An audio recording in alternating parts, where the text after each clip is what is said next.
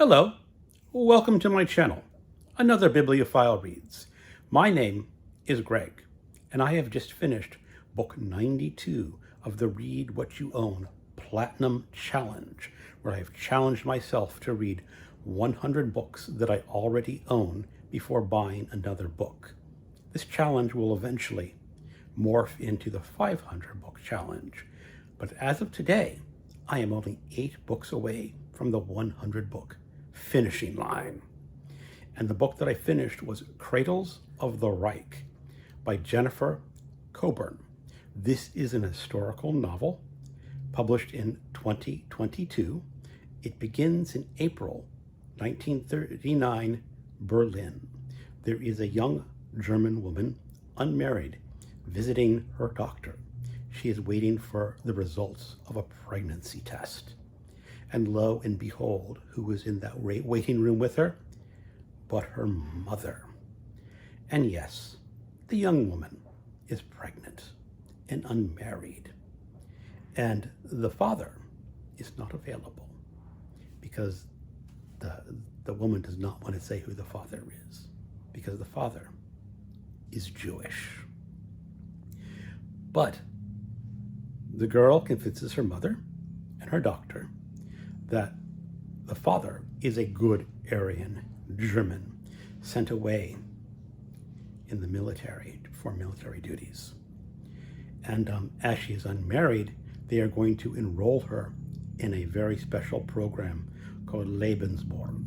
This is apparently a real program that was in the Third Reich that was going to give unmarried and pregnant women babies to powerful Nazi families who did not have enough children of their own, because the Nazis liked their families to have lots of German children. So this girl and other girls like her are going to be pumping out German babies in this program.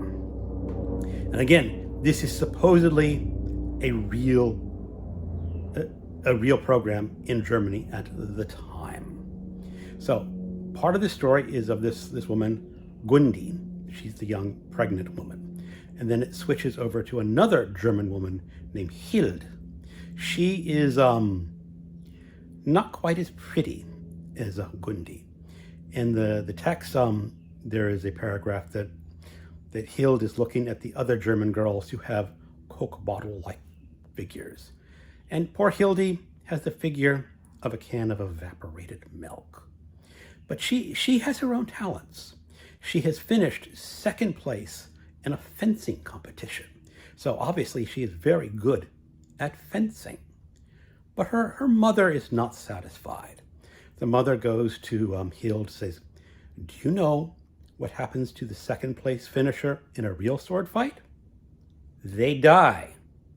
Way to go, encouragement there, Mom. So Hildy has her own issues. And there is a third woman. She is a bit older. She served as a nurse during World War I. She is now running a boarding house for young women, and she wants a better life. She thinks she has found a man that is going to marry her.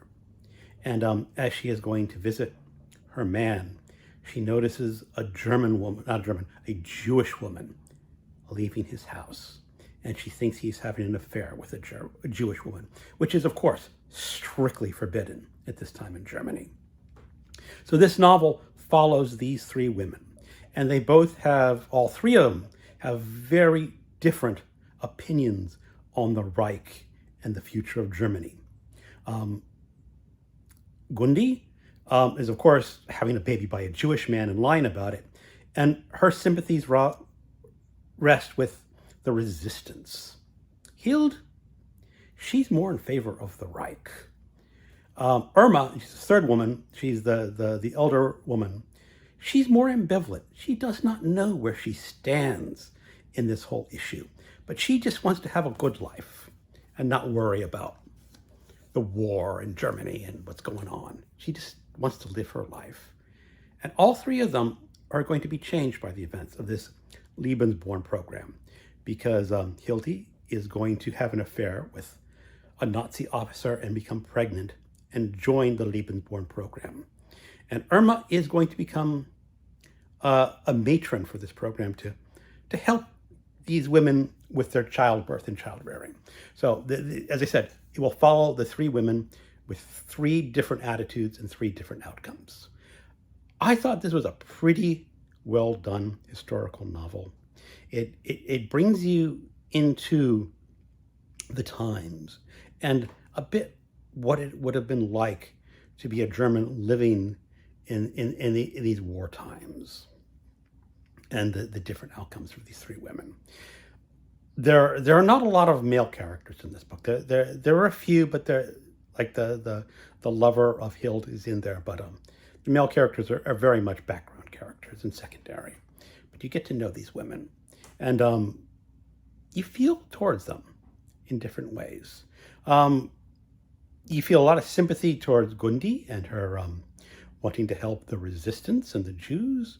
Hild is a lot more complicated because she's buying into the whole the German Reich thing, and Irma, who's ambivalent. She's a much more complex character because it takes her much longer to find out who she is, even though she is much older than the two younger women in this book.